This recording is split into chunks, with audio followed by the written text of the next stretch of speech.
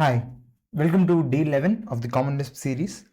I am going to do something different for this video. I am going to do it online, as in, I don't really have anything right now, just an idea, and I'm going to show you step by step as I build up this towards the end goal.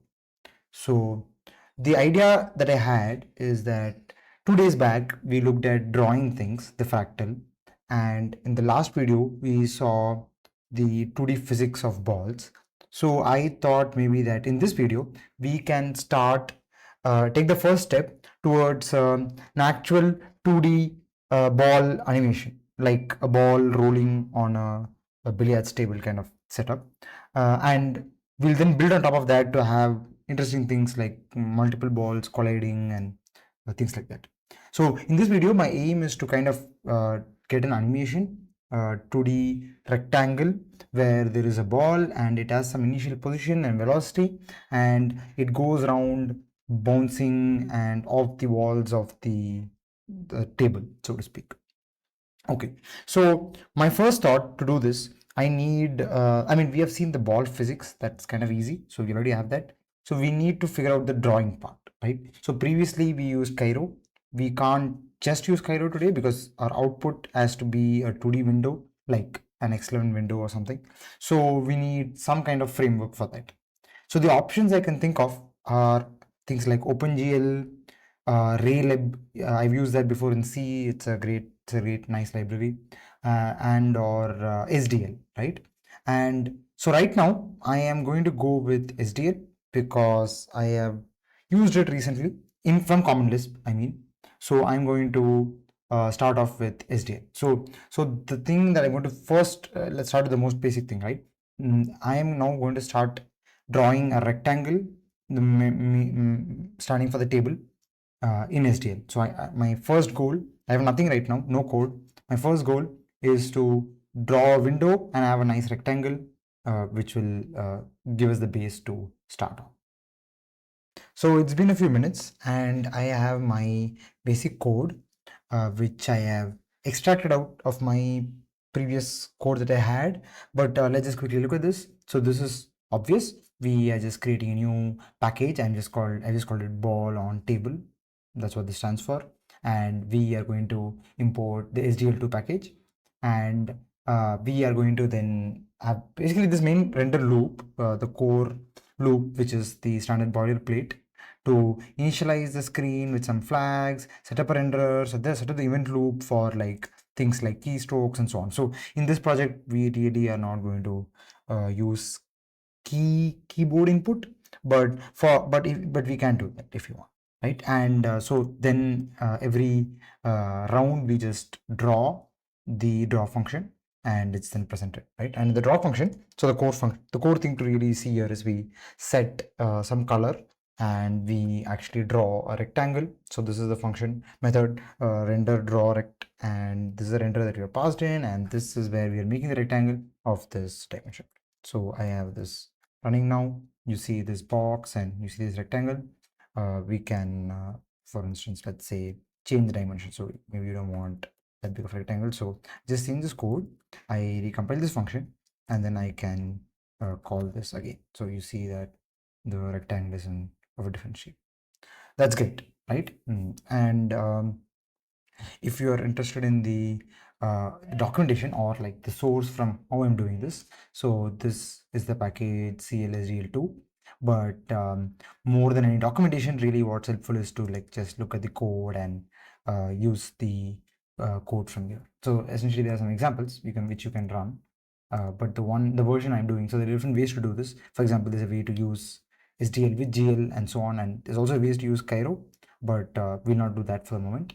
So the version of the code I'm using, which I've used before and using now, is based on this example where there is this rendering, basically using this render-based API.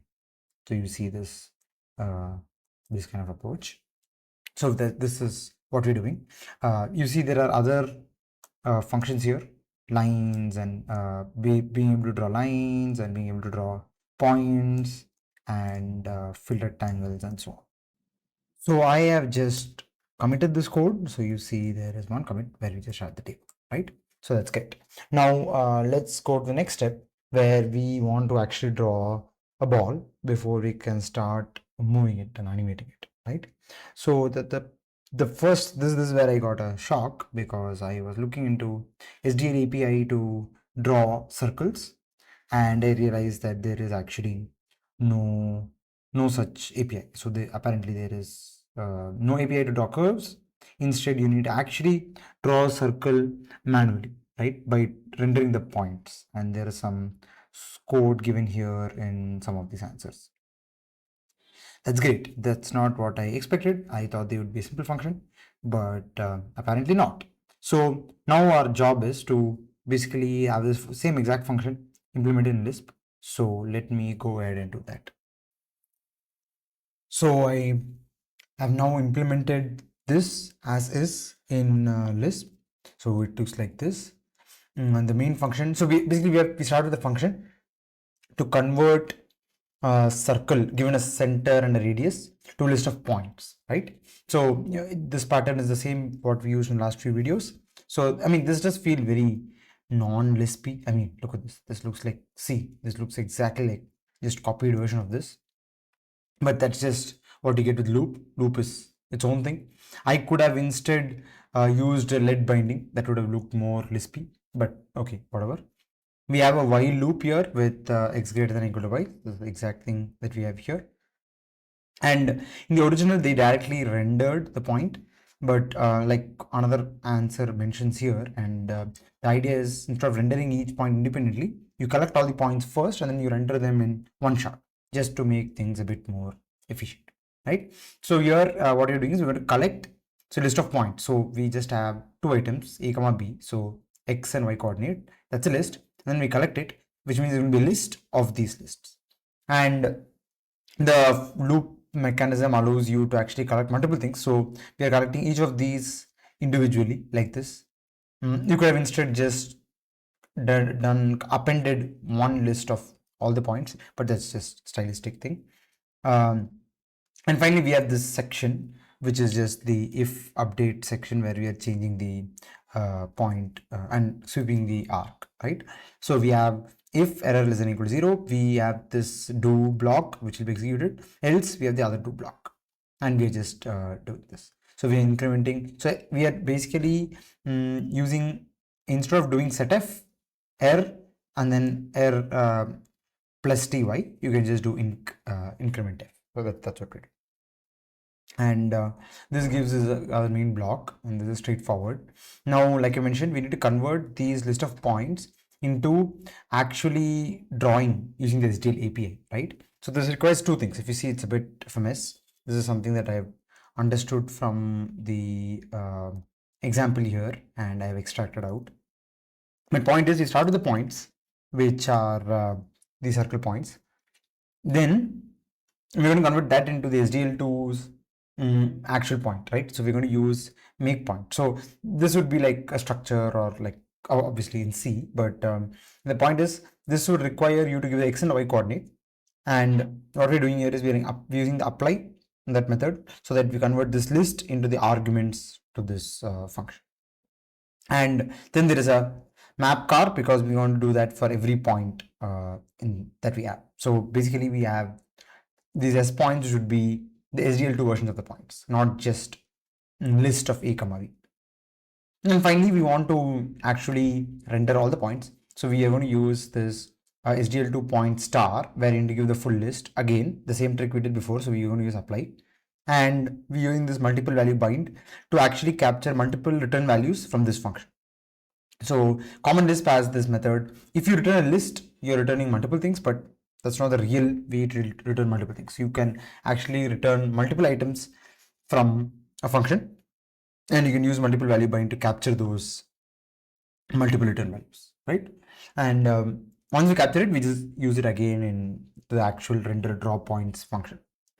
So I have all of these loaded, but we can basically just call circle points to get the list of points, right? So this is what happens. You get all of these points for a circle at 100, 100 with radius 10, right? And but to actually draw it, because it's all linked, if you see here, we have the draw circle function, which we finally call in the draw function. So in the draw function, in the end, we're going to add a circle of radius 20 in the inner screen, right? So the render loop is what I need to call, obviously. And we see our board and ball. Ball looks a bit squiggly, but okay, it looks a bit weird.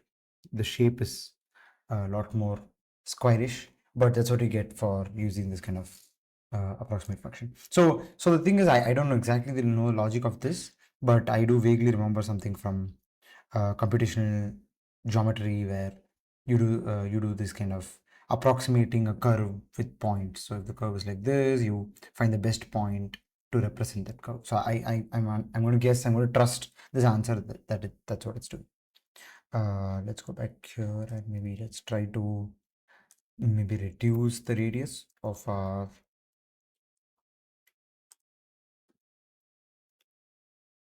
It still looks very squarish. So I think maybe the right thing to do here is to increase. Let's say it's a big circle. Let's see if that looks a bit better. Yeah, that's a lot better actually. We can, for the purpose of this, we can go with any of this. Obviously not great, but not bad. We have a circle now that we can start animating. I'm going to commit this now, and essentially this becomes a logical point for me to.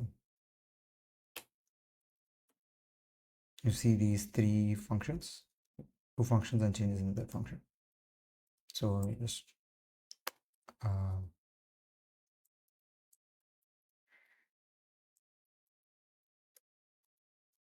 so now that we have our table and the ball, we need to be able to move the ball, right?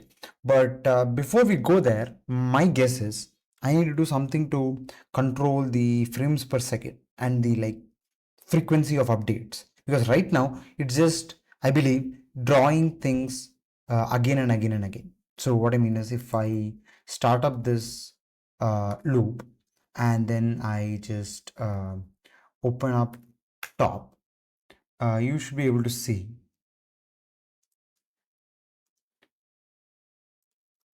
Okay, let's see again. That these guys are uh, um, CPU consumption here for both for my window manager and for SBCL. It's crazy, right? It's like continuously drawing. So in any case, we don't want that high resolution of free draws. So what we're going to do is we are going to figure out a way to basically sleep and spend some time not doing anything in this loop. So I believe there must be, instead of just doing naive sleep, there must be some SDL features which I will have to use to time and also manage the physics in the middle. So let's see. That's our next task. So the simplest thing to do is to add a sleep, which is exactly what I've done here. So this means we're going to sleep for 100 milliseconds, because sleep takes argument of seconds. So 100 milliseconds, and then do the thing and then again go back to sleep, right? And I thought that maybe this is not the best way to do things, but I wanted to just try it and measure. And what I saw is that it is pretty good. So what I mean is, if I just open up top, you see that my window manager is already at like 25% just because of my screen recording, because OBS is running. So from 26%, if I run this version, so if I go here and I run this, so if I just put this away and you see the change, SBCL is not even showing up. NIRI has gone up a little bit, but it's in the same ballpark. And you see that SBCL is not even showing up, which was it's right here, right? It's pretty low right now. If I just move this, you see it's less than 1%. Maybe not the best option, but I'm just going to go with this for now. This is good enough for us for the moment. This also means that if when we do animation, this thing would like update only once every 100 milliseconds. I don't know if that will be perceptible to our eyes. Let's see. That's the next thing we should do. So after some fiddling, I have managed to get that thing working. So if I show you the changes, So this is exactly the structure that we had from the previous video. I have just taken it and this update ball.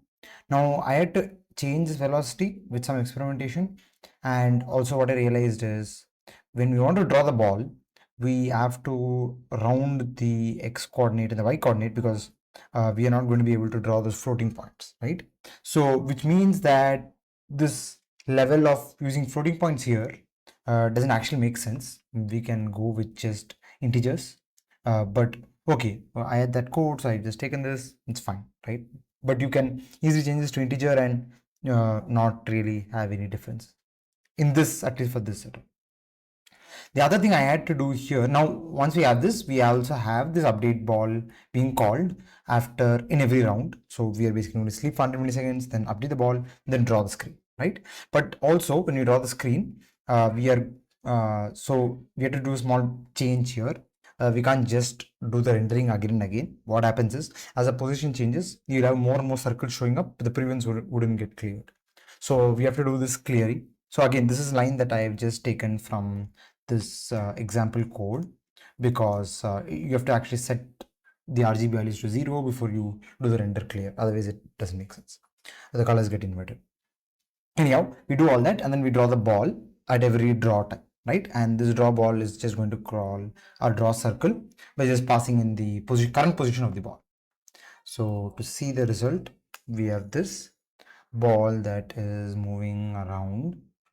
And interestingly, because this is Common Lisp, so what I mean is if I close this window, and because we are running this not like a script but like functions in this Lisp image, so if I just call this again, you'll see that the position of the circle is where we left it last time. So this can be great for debugging and things like that.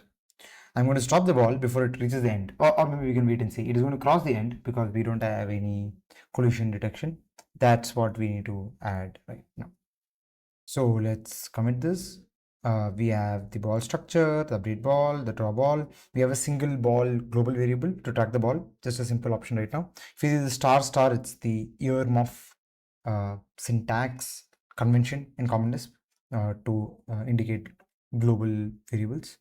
And then we have our updated renderer, and we have our now sleep and updated physics function.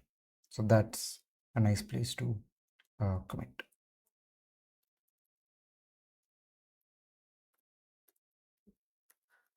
So now I have our next step in, which is collision detection. So to do that, I have refactored the code a little bit. So let's go through that. So I have moved our table from a simple rectangle into a structure where I'm capturing the minimum x and y and then max x and y values. Then I have moved our draw rectangle function into the draw table where it's calculating the starting coordinates and the size of the rectangle given these 4 points.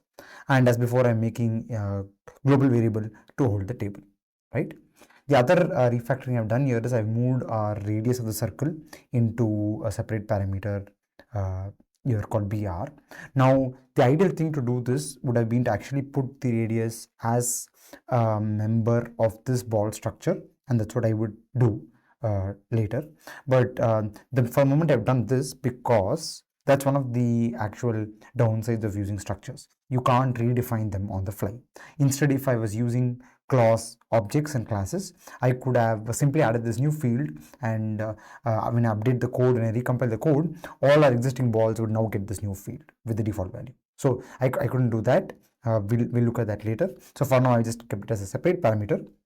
Now our update ball function has changed a bit. We have this moment of increment, but also we need to have this collision detection. So if we hit the side of the walls, our x velocity is just going to get flipped, and if we hit the top and bottom walls, our y velocity is going to get flipped, right?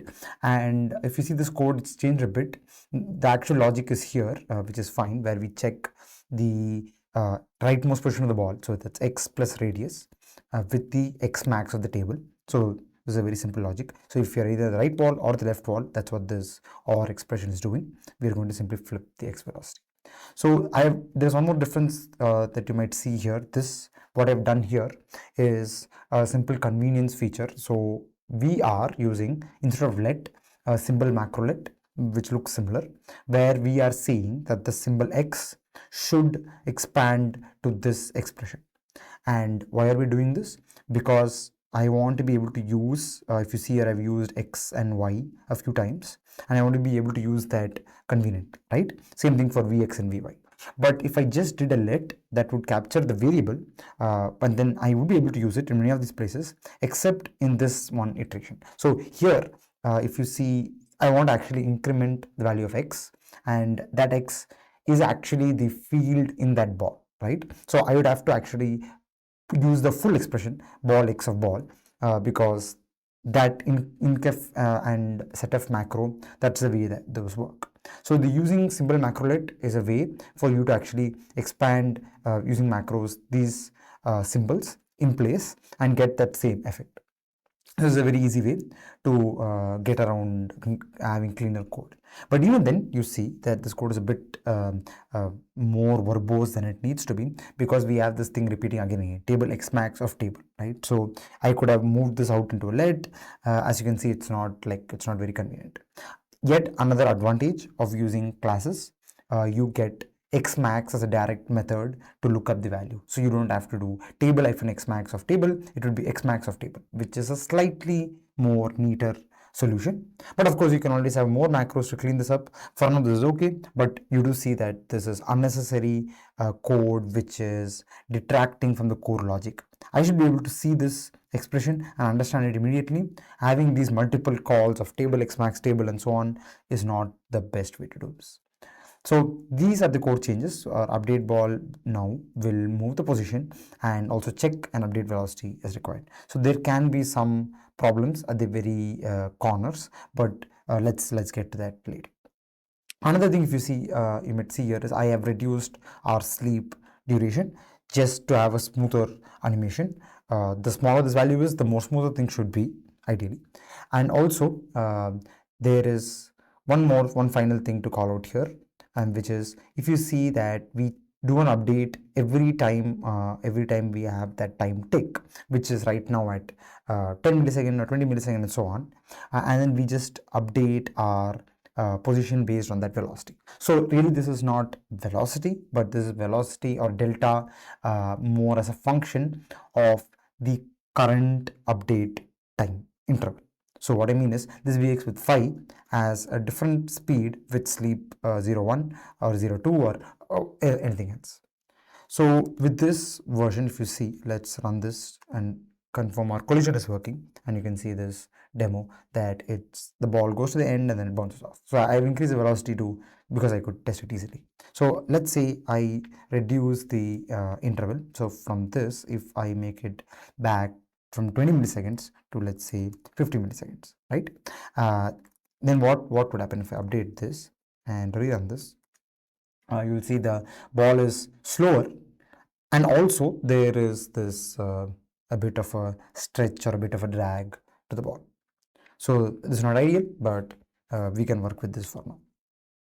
I'll go back to our 20 millisecond, which is a reasonable trade-off between how good the animation looks and how much there is a load on the system. So we have our basic collision working. So I still need to test with a velocity y. So we can do that next.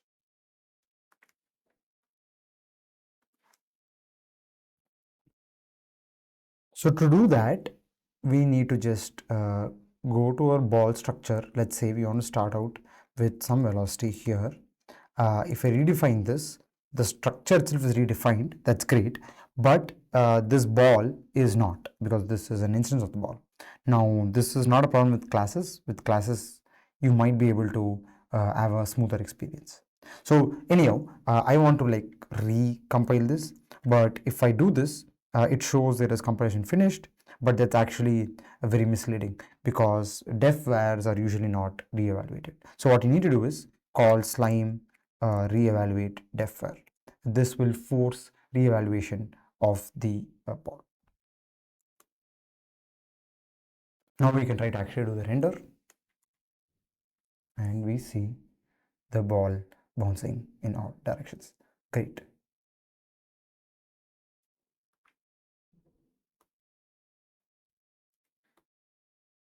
So I think that kind of covers the main thing I wanted to do in this video. Now, there are a lot more things you can do on top of this. One I think is we can add friction so the ball slows down. The other thing I want to do is add more balls to the table and see them all bouncing off each other.